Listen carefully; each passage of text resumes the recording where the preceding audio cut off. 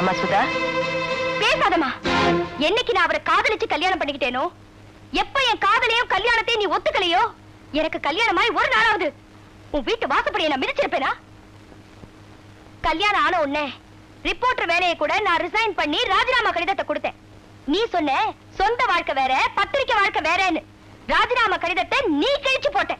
என்னைக்காவது ஒரு நாளாவது நான் உன் பொண்ணுன்னு பத்திரிக்கை ஆபீஸ்ல உரிமை கொண்டாடி இருப்பேனா?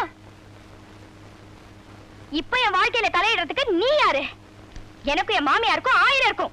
நானும் என் புருஷனை இன்னைக்கு அடிச்சுக்கோ, நாளைக்கு ஒன்னா சேர்த்துக்கோ. அதுக்காக என்ன வேலையை விட்டு வெளியில அனுப்புறதுக்கு உனக்கு என்ன உரிமை இருக்கு? என்ன பத்தி இந்த மாசம் உன் பத்திரிக்கையில தாறுமாறா எழுதியிருக்கேன். ஏய், நிறுத்து நிறுத்து. உன்னை பத்தி யார எழுதுனா? சரியா படிச்சியா? இதே மதுரையில ஒரு வீட்டுல அப்படி நடக்குது, அவ்வளவுதான் நான் எழுதுனேன். என்னங்க? ஆமா. அதையம்மா ஒன்னேன்னு நீ எடுத்துக்கிற? என் வீட்டுலதான் அப்படி நடக்குதுன்னு ஊருக்கே தெரியுமே. அப்ப அதுக்கு பரிகாரம் தேடு.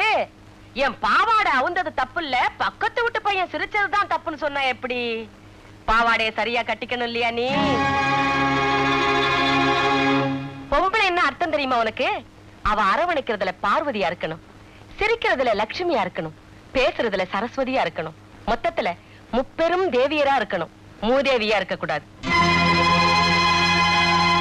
குழந்தை பிறந்த உடனே பர்த் சர்டிபிகேட் வாங்கணும், ஸ்கூல்ல சேரணும்னா நேட்டிவிட்டி சர்டிபிகேட் வாங்கணும், காலேஜ்ல சேரணும்னா மார்க் சர்டிபிகேட் வாங்கணும், வேலையில சேரணும்னா கான்டாக்ட் சர்டிபிகேட் வாங்கணும், செத்தா கூட டெத் சர்டிபிகேட் வாங்குறாங்க.